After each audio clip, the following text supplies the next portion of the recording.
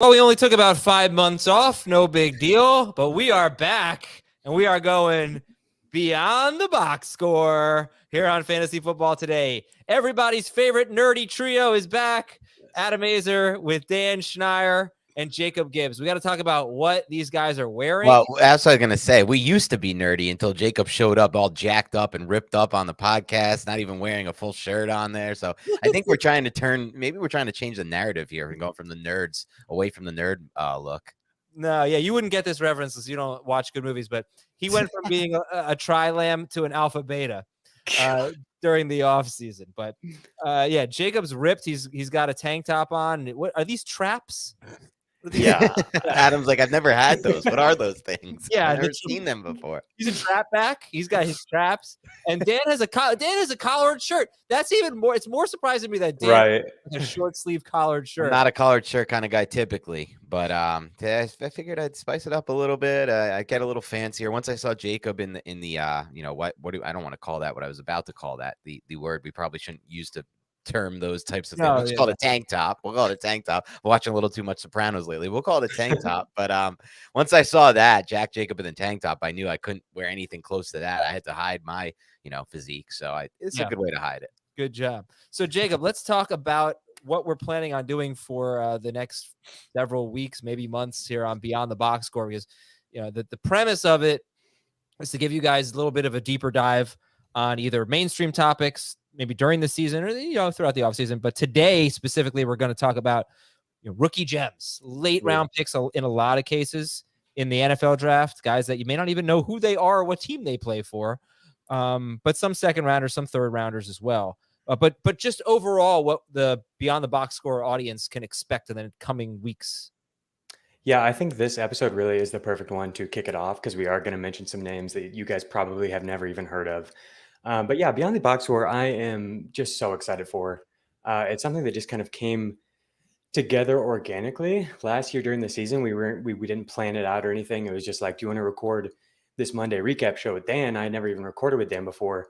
And honestly, I got to talk about Dan for a second. We give Dan a hard time a lot on this show, but the way that Dan, we do, like he gets. Yeah, no, we do. You're right. We do have to talk about Dan, and we do have to give him a hard time. You're 100%. I think Dan gets it worse than anybody I've recorded with. He gets so much crap, but like Dan is a catalyst, man. Dan is a catalyst. The way that he approaches analysis, I think really embodies what Beyond the Box Score is about. Like when I recorded with Dan, you probably remember this after the first episode last year, I was like, yo, we've got something special here. Like, this is really cool. I'm really excited for this.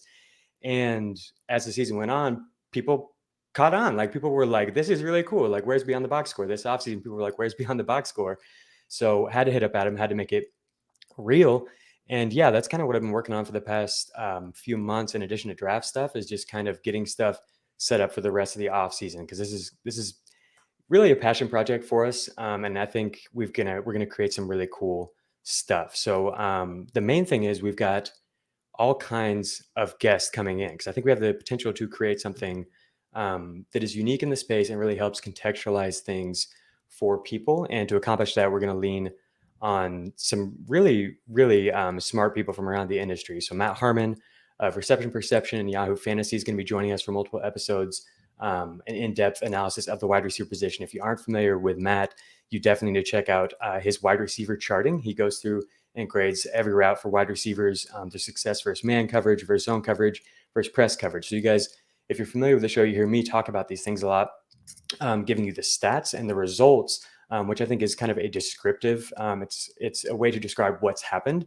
What Matt does is he goes and looks at the actual routes and grades it. So I think it could possibly be a little bit more predictive of what might happen in the future. He's giving the actual success, which takes, you don't have to worry about context as much with quarterback play and everything else. So I think that episode's going to be really cool. We just got a ton of really exciting guests. DeWayne McFarland is probably the only person who looks at per route data as much as I do.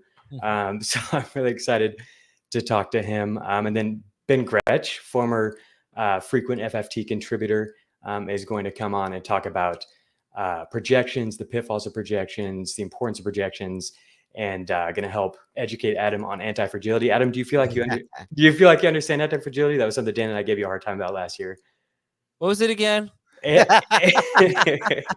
Anti-fragility. Can't tell if he's kidding or I not. know. I really don't know. It'll come back to me. It'll come back to me.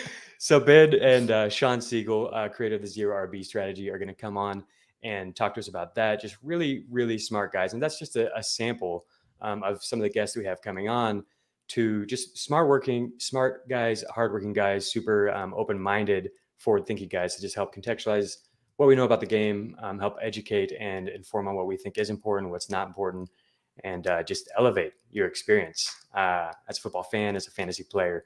So super, super, super excited. It's going to be really, really fun summer. Okay. So let's get into it here. We're talking about some rookie gems and some potential Packers playmakers. That's our first category. And I'm going to tell you, Jacob did a great job putting these notes together. Jacob has this idea that I'm really busy and that I can't do it. So he did it for me. I wasn't going to argue with him. So you wanted to talk about second round wide receiver Jayden Reed, and Dan, you wanted to talk about tight end Luke Musgrave. But Jacob, what do you want us to know about Jayden Reed? So Jayden Reed was somebody who was definitely under the radar until he became a top 50 pick. I think you're going to be hearing his name a lot more as the offseason goes on.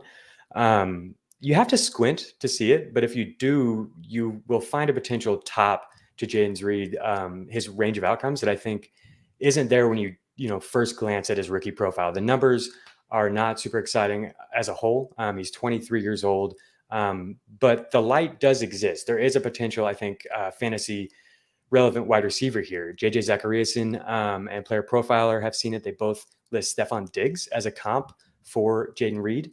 And then I mentioned Matt Harmon of Reception Perception.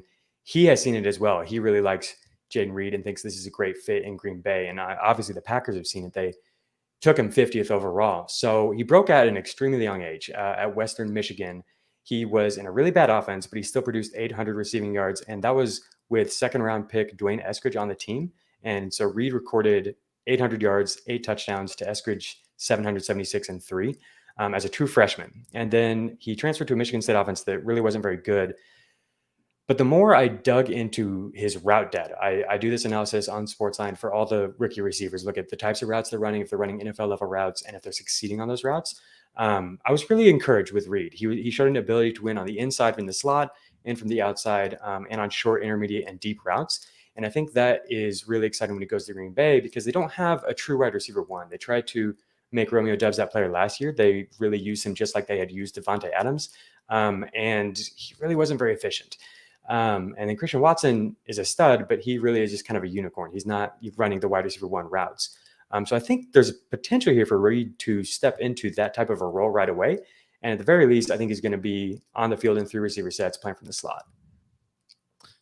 Okay, and then so the tight end they drafted in the second round was Musgrave, Dan, and you like him? I do. I want to mention a quick note to what Jacob said on Jayden Reed. He's a player who's really interesting to me as a prospect because on my first go around with it, I was lower on Reed than probably consensus. And then I heard a couple people in the industry who I really like who watched this film. This was even before Matt Harmon.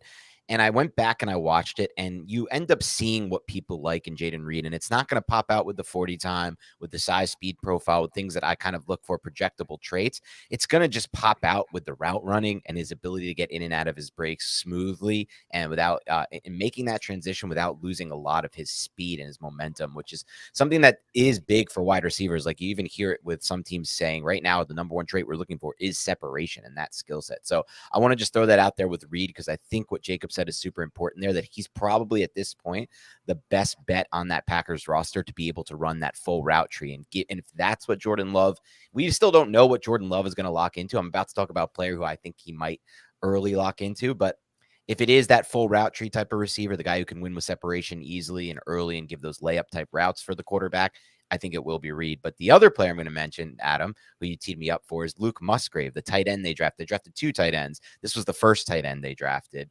And when you talk about Musgrave, I think it's really important to start with probably our best early hit, I think, on Beyond the Box Score. Maybe my only hit. Jacob's had a bunch. But Christian Watson, a player who I brought up in probably the first episode of Beyond the Box Score, way before his breakout last season, as a player who I love to break out. And one of the reasons is projectable traits. It's a lot of planet theory. And for those who don't know what planet theory is, it's something George Young, a former Giants GM, created. And it's basically like, people at that size shouldn't be able to move the way they can. And that's how I feel with Luke Musgrave. Someone at his size simply should not be able to move the way he is. 80th percentile height. He's got 87th percentile 10-yard split. That shows the quickness, acceleration. Hand size, 87th percentile, which you want. 88th percentile 40-yard dash. Almost ran a 4.6 flat at 250 or 260, almost 6'6". Vertical jump, 82nd percentile. Broad jump, 93rd percentile. I feel like I'm reading the exact same spider chart as I read with Christian Watson last year. So it's clear the Packers have a type. But when it comes to Musgrave, a lot of what you're going to have to do here is just project, because he only had 11 catches in 2022 due to injury, and only 2 touchdowns his entire Oregon State career. But a lot of that production came in his first 2 games before he was injured. He had 33% of all Oregon State targets, dominating the target share in those first 2 games, absolutely looking like a beast that was unguardable on the field.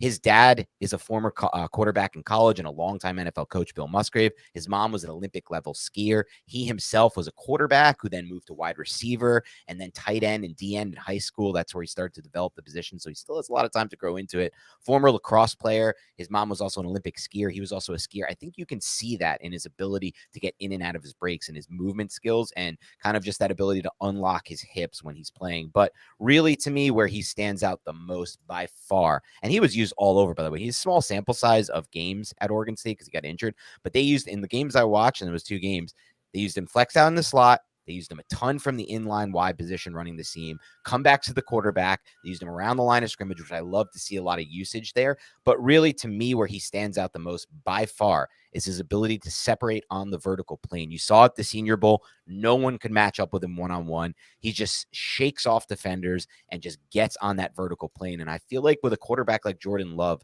not a lot of experience, not a lot of reps, he's going to need some kind of big target early on that he can trust and rely on. And I think there's a good chance Musgrave could be that guy.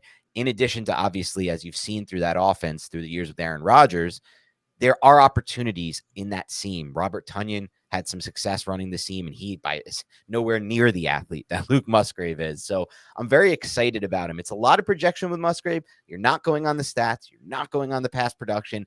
You're just looking at him and you're saying, with those movement skills at that size and to be able to run that fast, I think there's an opportunity for him to just hit the ground running and become a number 1 type target.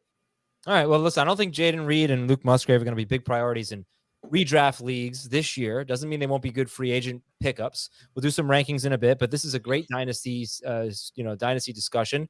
Maybe some sleepers here. Maybe the Packers had themselves a great draft in the 2nd round in particular. And I can confirm something really important here for you guys to know, and Dan mentioned it, what Dan said about Christian Watson last year. I can confirm it was the only thing that he got right last year. So I think, Jacob, you wanted to do some rankings with these guys. Yeah, I'm curious where they fall for people. I think we might be a little bit too high on them, but it's just because of the ambiguous situation in Green Bay. There's a lot of potential, like Dan laid out. So are these, you want me to read them or do you want to read them? And are these redraft or dynasty? Yeah, I can read them. So the first question I had is for either one of you, and then I'll give my opinion as well, is Jayden Reed or Marvin Mims, Josh Downs, and Rashee Rice, because I think he typically goes behind all of them except for maybe Downs, but I preferred him to all those guys. And are you at for Dynasty? Yeah, okay, for Dynasty. You want to go first or me, Adam? I'll go first. I mean, Mims is probably going to be last for me. I'll go with Reed, Downs, Rice, Mims. I should know. I'm probably the least qualified to talk about this, but doesn't mean you can't have an opinion. Thank you. But I go Jayden Reed, Downs, Rice, Mims. Yeah. How about you, Dan? I'm going to stick kind of with my pre-draft evaluations here. I typically do this. I don't look too much into the situation with Dynasty. I want to lean on where I see these players. So I'm going to go Marvin Mims still first. He was by far the receiver of these 4 I had ranked the highest. I'm going to go Jayden Reed second. I'm going to go Rashee Rice third and Josh Downs fourth. Mm-hmm. Yeah, I had Mims ahead of him prior to the draft, but I would take Reed over all of them. What do you guys like about Mims? I feel like he's just like a vertical guy. His analytical profile was insane in terms of his per route production. I think that was boosted by the offense that he played in, but we really haven't seen very many players produce the way that he did. Yeah, and it wasn't just on the vertical plane. It was a lot on the vertical plane, but it was deep overs. It was those search routes that you see at the NFL level. All of the things that like we're seeing offenses start to kind of lean on, I guess, in the passing game or rely on when they need a 10, 15-yard chunk, those deep over routes. That's where I really liked Marvin Mims. I think he's really smooth getting in and out of his breaks. All right, some more rankings that you wanted to throw out there, Jacob? Yeah. For Dynasty, just some other young receivers. I'm curious how you guys would compare like Elijah Moore, Wan'Dale Robinson, and Nico Collins to Jayden Reed. I think people are going to have a hard time like contextualizing Reed and knowing where to place him. Sure, that's hard. I would say Wan'Dale, Moore, Reed, Collins. Collins last. Yeah. I like this. We're very different. I actually have Collins first. I'm really excited for him. And I think I'll go Elijah Moore next, and then Reed, and then Wan'Dale. We all have different rankings then. I would Yeah. go Elijah Moore first by far for me. I'm sticking with my evaluation of Elijah Moore. I'm very excited to see him with Deshaun Watson out of that doghouse. I would go Reed second based on early draft capital there. Even though Wan'Dale had the same capital, I'm a little worried about what the Giants have added since with Jalen Hyatt and Darren Waller, who they then push back some of that contract, so he'll be there at least 2 or 3 years. And then Collins would be last for me. Wow. All right, what's our next group ranking here? Yeah, so for Dynasty again, we're going to go with Musgrave. How would you compare him to Isaiah Likely, Jelani Woods, and Trey McBride? Yeah, so I'll start with this one. For me, it's an even bigger teardrop here from Musgrave to the next 3. I was very low on Trey McBride in last year's draft class. I couldn't understand why people had him as tight end 1. I felt like it was tight end 1 by default. I had Greg Dulcich as my tight end 1. I didn't see much of an NFL skill set for Trey McBride, and yet I'd have to put him as my tight end 2 of these 4 because I'm just not going to buy into Isaiah Likely or Jelani Woods, 2 late round draft capital guys who one plays behind Mark Andrews and the other plays in an offense I'm not so sure is going to be very pass heavy. Yeah, those 2 have to be at the top. So I'll go Musgrave, McBride, Likely Woods.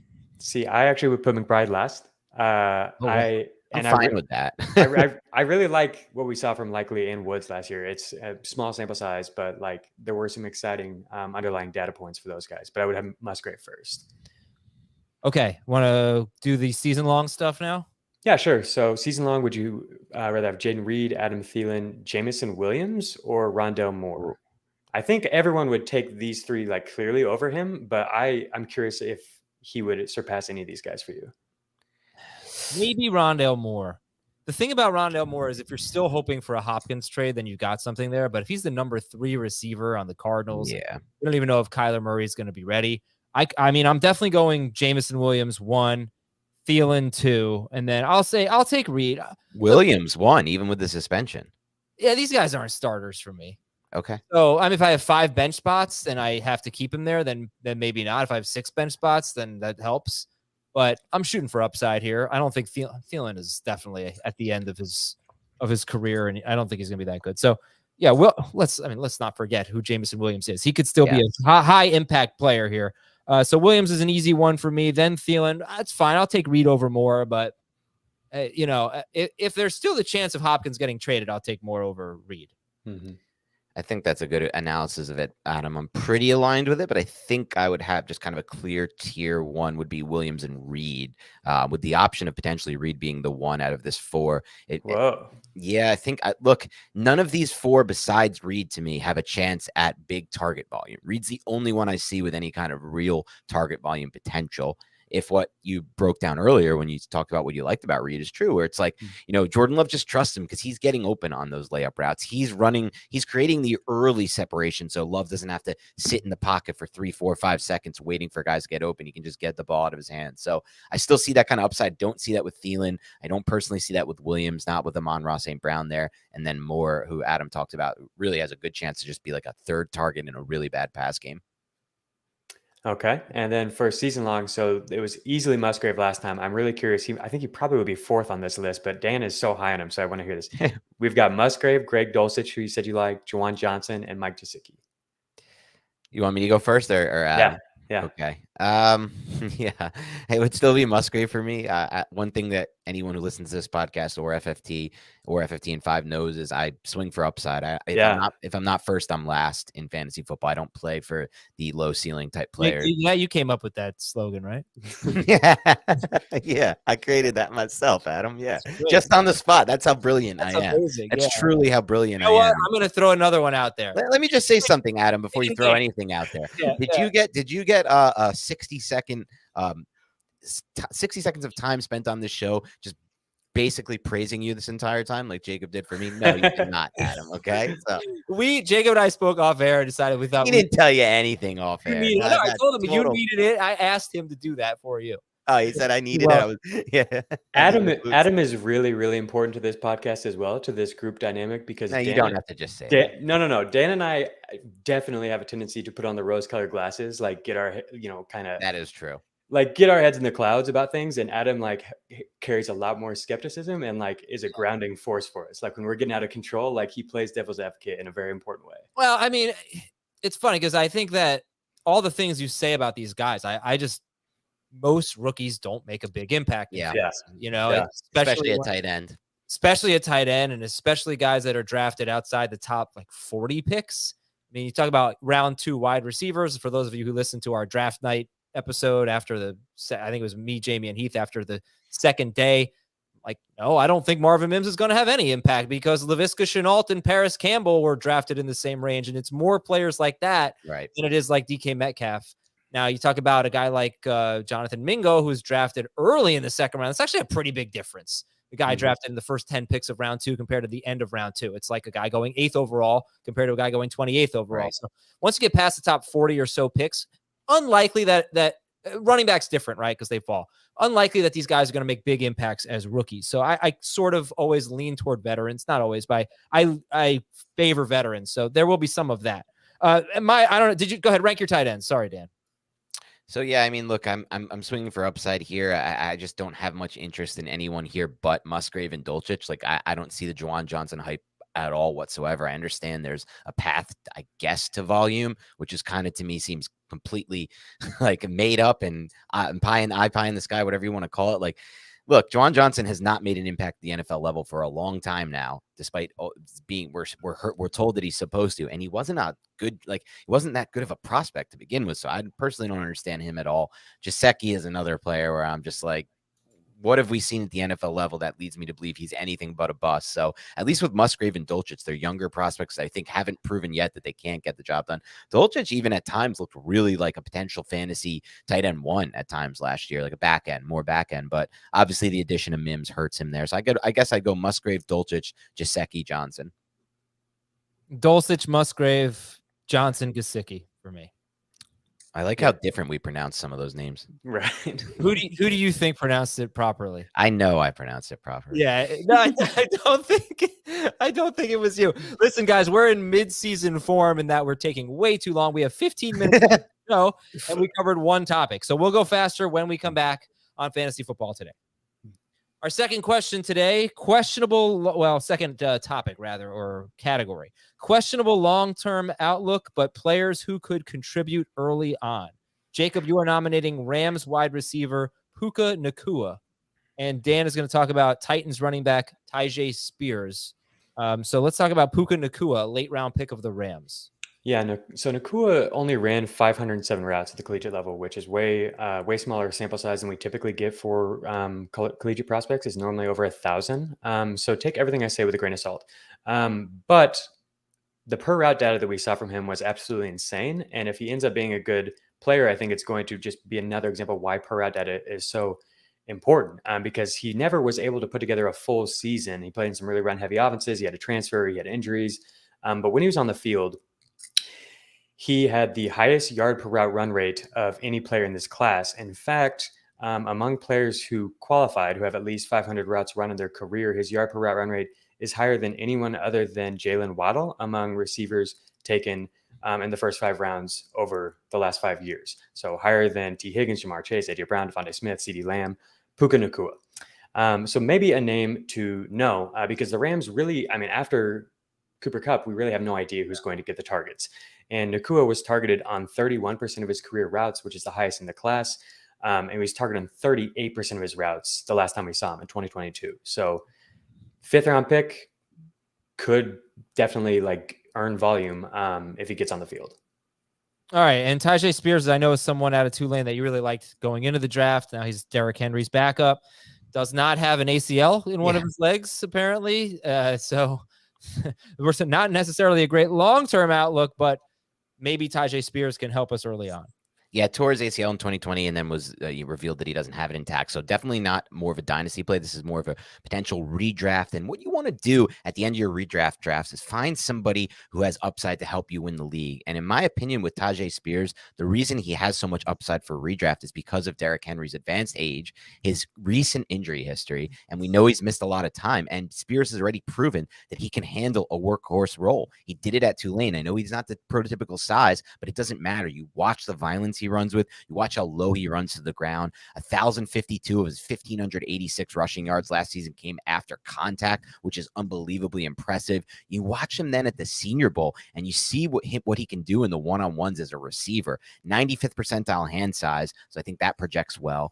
And remember last season, before things got off track with the Titans, with Ryan Tannehill's injury and everything that kind of turned with that offense, in the first 4 games, 3 of those first 4 games, Dontrell Hilliard got 4 targets at least in the passing game. I think that's going to be the role for Tyjae Spears early until potentially, he would have to, to be a big time fantasy asset, we would have to see more playing time. That would probably be a Derrick Henry injury. But other than that, I feel like he can immediately impact the passing game. He had 21 carries of 15 or more yards last season, which shows he can also hit the doubles in addition to hitting the home runs. And one thing I really wanted to see for him, I liked his style in any kind of blocking scheme, guys, because he did run at Tulane behind some power gap and some zone, but you could see it. He is just the perfect fit for a zone blocking scheme with that one cut ability and that violent downhill style. And the Titans run a lot of zone. So I really like that. Throw in one more thing to help this potential, breakout if Derrick Henry were to miss time. It's Peter Skoronski. They got, in my opinion, the best offensive lineman in this class overall. I know some's like, oh, maybe he can't play tackle, maybe he can. I don't care. You get him on the field, he's going to help you in the run game immediately. So Tyjae Spears is someone who, out of all these late backs that you're going to take in your drafts, to me, he has the most upside if there were to be an injury to the number one back on that roster. I did think it was funny that you called 29 years old advanced age. For a running back, that's incredibly advanced. It is. He's got a walker. All right, let's do some rankings. Jacob, guide us. Yeah, so I really like Spears. The data that I found on him is really, really exciting. Of course, we don't know how he's going to hold up. Jayden is a guy who I've heard him compared to in terms of the ACL injury. So the guys that I have him ranked here, I think most people are clearly taking over him, but I want to hear thoughts on him compared to Jaylen Warren, Elijah Mitchell, and Tyler Algier. Yeah, so obviously with go ahead. I'm not taking him over for Dynasty. Oh, for Dynasty. Yeah, I'd take him over those guys. Yeah. Dynasty, I'm a little concerned with the ACL stuff, but right. At the same time, I'm also thinking, like, do we really need to worry about long-term health with a run with this position where there's just so few guys playing 8-9 years anyway? If I could get 4 good years out of Tyjae Spears, I think I'm kind of okay with that in Dynasty. So for me, he's definitely ahead of all these guys. The only person who would kind of come close for me is Elijah Mitchell, a player who I really like, and I'm not so sure how long-term the Christian McCaffrey thing is. Like, I think I could even see a scenario where maybe in 1 or 2 years, they either look to trade him or cut him and create some salary cap space there. So I would probably go Spears, Mitchell, Warren, Algier. Wow. Okay. So I'd probably go Spears, Mitchell, Algier, Warren. I think most people would prefer those guys. Maybe not Jaylen Warren, but Jaylen Warren had a sneaky, really good year last year. I was really good in the preseason too. I think most people would prefer those veterans to Spears. I feel like people are really overreacting to the news with Spears. And I think the point that you brought up, Dan, is really important. That at this point, this low of a dynasty prospect, you're really not counting on more than a few years anyway. So if he gets through his first contract, that's being baked into his price. You're right. Right. Exactly. Yeah. That's interesting. I think I agree with you, but I think consensus has him lower. I know it's tough to agree with him. I know you wanted to do some Puka Nacua rankings. Let's just do this real quick. We'll go to our next topic. Yeah. So somebody that Dan's going to talk about is Tyler Scott. I'm curious, Nacua, Tyler Scott, Khalil Shear, or Kyle Phillips, who a lot of people think could be a sleeper this year since Tennessee didn't draft anybody. You want to go first or me, Adam? So Nacua, Tyler Scott, Khalil Shakir, and Tyquan Kyle Thornton, Phillips. Tyquan Thornton and Xavier Hutchinson. Throw them in No, there too. God, jeez. I don't really. I would probably take Tyler Scott first. And then Tyquan Thornton, Hutchinson. After that, I don't really expect these guys to make big NFL impacts. But Which is fair because most day 3 players don't. Khalil Shakir is coming, man. Oh, Shakir. Yeah, I don't Shakir. mind him. I think for me, it's a clear I like him. 3 tier for me is Tyquan Thornton first. I still loved his evaluation last year. I don't love the Patriots as your landing spot, but things will get better there. And I even think this year we're going to see a big jump from Mac Jones in that pass game with actual real coaching finally there. So it would be Thornton, Scott, and Shakir as my clear top 3 there. And then it would be Nacua, Hutchinson, and Phillips for me, with probably Nacua and Phillips 4th and 5th, and Hutchinson 6th. I didn't see it with Hutchinson, I'll be honest. Hutchinson, like Nacua, is another guy who had really, really good per route data. And Greg Cosell has compared him to, he says he gets Keenan Allen, Michael Thomas vibes from him. Okay. You know, not a great athlete, but like somebody who just gets open, runs really crisp routes, and draws targets. And there's some target ambiguity in Houston. So I think he's at least interesting. So this is Houston wide receiver Xavier Hutchinson. Mm-hmm. Dan, this is late round flyers, our 3rd category. Jake made the case for Xavier Hutchinson. Dan likes Tyler Scott, Bears wide receiver out of Cincinnati. So I don't know. Is there anything you guys want to expand on that? Dan, why do you like Tyler Scott? Yeah, Scott to me is a player who you watch the film and you immediately see. Okay, so first thing you'll see, you don't even have to watch the film. Go type in Tyler Scott highlights and wait for the East Carolina game. The slant that he took the house there. The angle he beat on the corner and the safety there, I didn't see a single wide receiver in this class beat that angle. And that beating those angles reminded me of Jameson Williams, of Jalen Waddle. And if you go further back of when you used to watch Antonio Brown during his college games, to beat that kind of angle on a slant, Odell Beckham used to do it in the prime too. It shows an incredible amount of breakaway speed. And that's his defining trait. He ran a 4.4, which kind of killed him in the draft process because he's only 5'10", 177. So he needed to run. And he was been clocked in the past, by the way. He was on Bruce Feldman's freak list. Like when Bruce Feldman wrote him up, he clocked him at 4. I think in the past he ran a 4.29, but for whatever reason that day he ran a 4.4. I don't care about that. He has so much speed on tape. He's got a strong lower, a thick half. A thick lower half. Yeah, it didn't even occur to me. He's got a strong, thick lower half, and that's because he played running back at the collegiate level, and he's just converting to receiver. He's still very raw, which I like. 8th percentile 10-yard split. It's got the quickness. 96, 89th percentile broad and vertical jumps. Has the explosiveness. Has the ability to high point there. And you put all those things together, and then I come up with my favorite stat, basically, of anyone this draft season. He had 11 touchdowns over the last 2 seasons. Every single one of them was at least 20 yards. He's just a big play waiting to happen. So I love Tyler Scott. All right. Listen, I've got to speed things up. I want to spend time on some running backs as well. Sure. So we're going to take a break to recap some of the late round NFL draft picks that you should be targeting in Dynasty. Puka Nacua, Rams wide receiver, Xavier Hutchinson, Texans wide receiver, Tyler Scott, Bears wide receiver, and Tyjae Spears as a guy who could contribute at running back early in his career if Derrick Henry gets hurt. We also like what the Packers did in round 2, Jayden Reed out of Michigan State and tight end Luke Musgrave. When we come back, we'll talk about some running backs that could play a complementary role in year 1. Maybe you're sleeping on these guys. We'll be right back. All right, it's my turn to present a player to the group. Yes. Show and tell. Yeah. I'm bringing in my Tank today. Tank Bigsby of the Jacksonville Jaguars. So Tank Bigsby was drafted in the 3rd round, and it's just kind of funny to me that Devon A-Chain went 4 picks ahead of him, and there's a lot of excitement, it seems, in the fantasy community about a guy who's 5'9", 185 pounds, but they think Dolphins running backs are old, not that good, so A-Chain's got this chance. Bigsby, 6 foot, 213 pounds, goes 4 picks later, and nobody really seems to care. To me, he feels like an obvious handcuff right away to Travis Etienne, but I also think Travis Etienne had, let me make sure I get the stat right, but he had 8 carries from the 3-yard line or closer. He scored on only 2 of them. Yep. Now watch the tape. Didn't love it. Not to say he can't get better there. He was basically a rookie. It was his first year. I felt the same exact way about Ken Walker. Ken Walker also struggled near the goal line.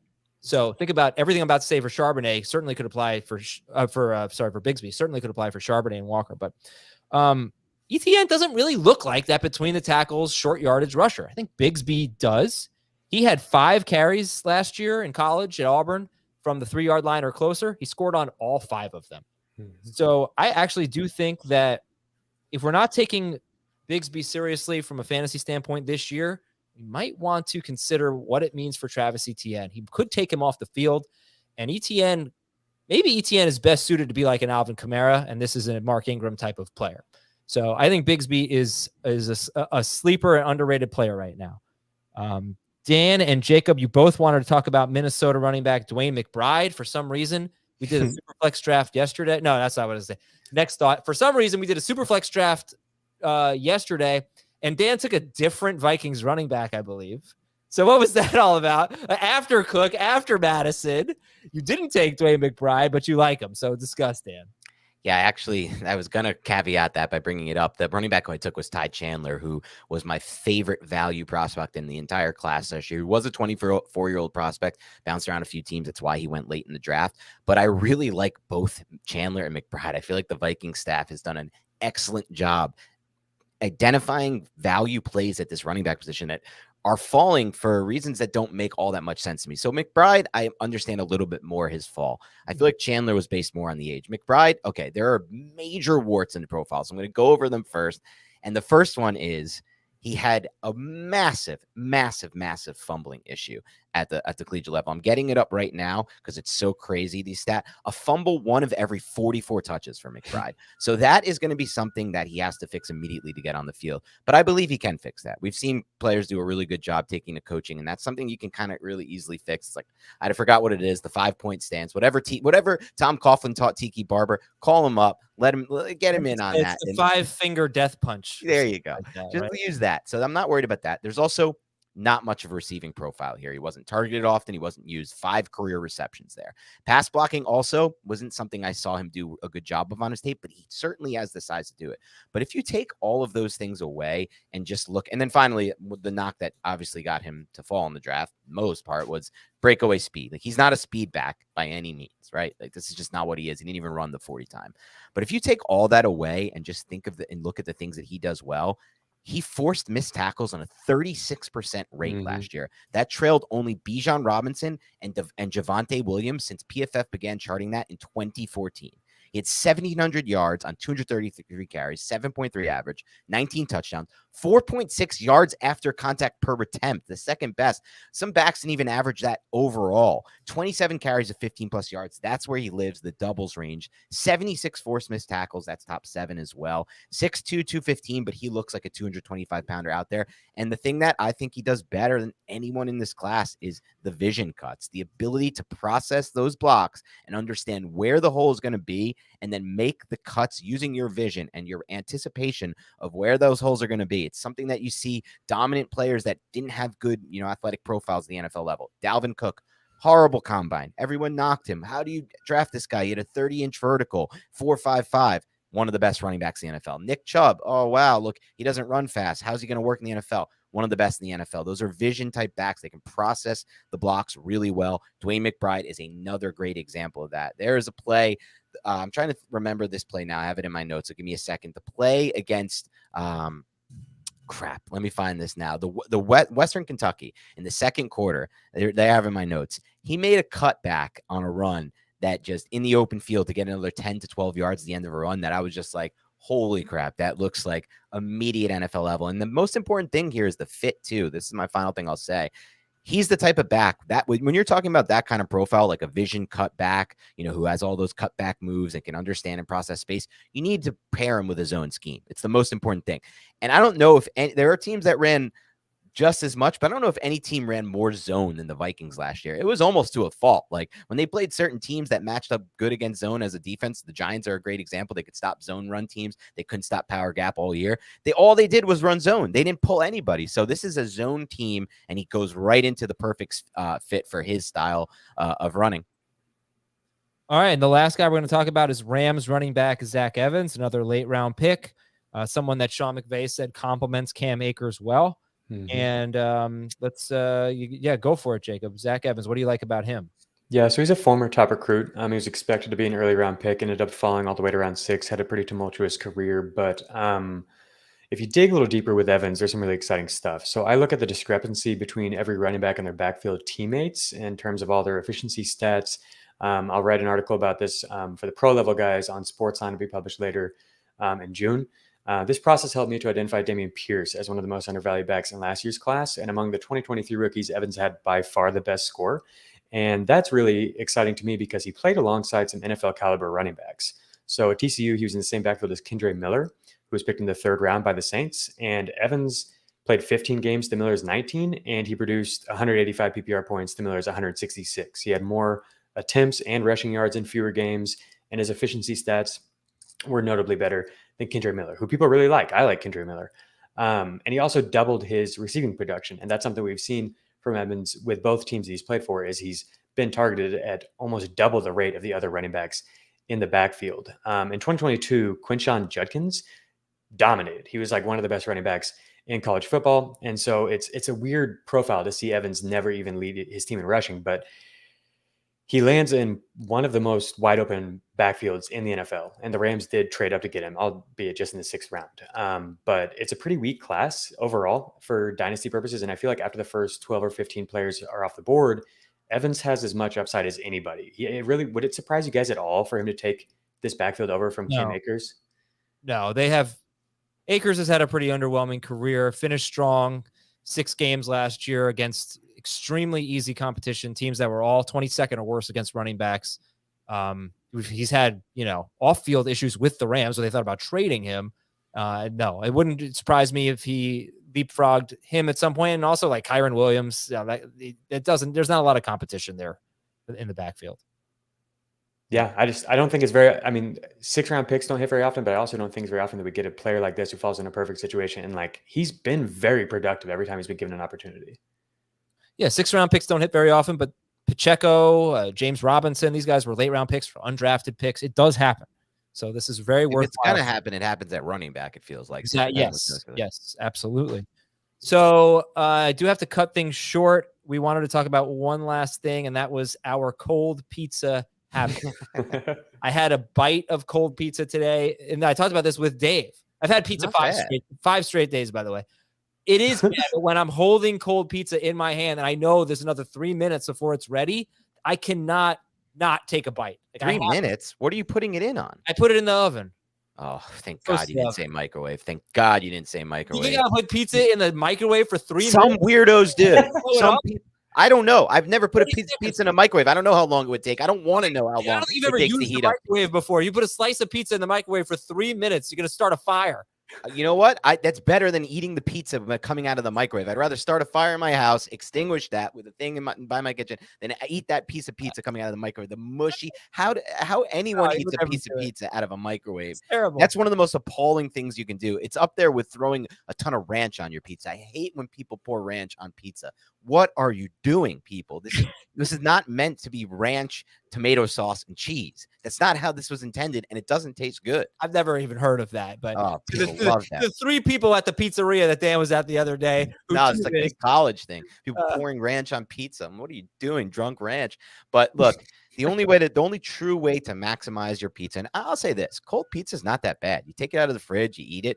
It's better than microwave. And, you want to heat it up. It's pizza, fine. But the best way to do it, you got a cast iron pan, little olive oil, you throw it on there. Some people say medium heat for 2 minutes. I think that's what Adam said. I kind of like low heat for a little bit longer. I know Adam's impatient. He can't wait. He can't wait 3 minutes. He's got to, I understand. He's got to get it back into the sink once he uses the pan, wash it out, and clear out his space so he can brush his teeth again. I understand. Doesn't want clutter in that sink.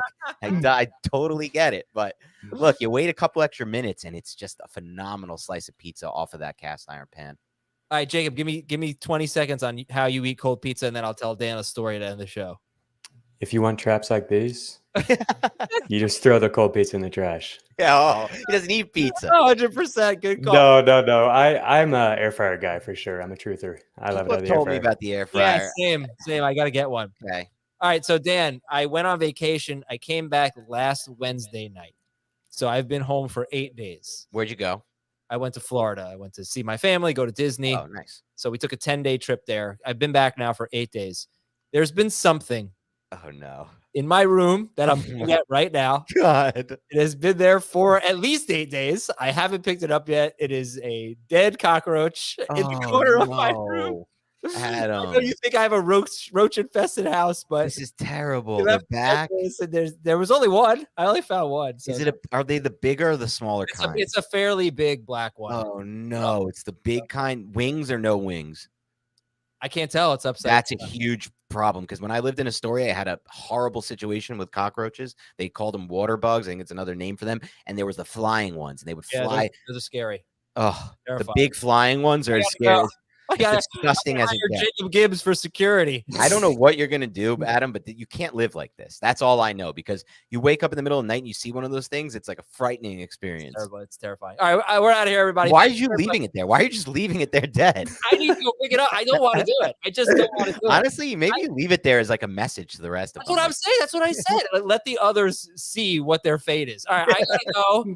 Gotta go pick up the kid from school. Thank you all very much for watching and listening. Beyond the Box Score will continue hopefully next week. And have a great weekend, everybody. See ya.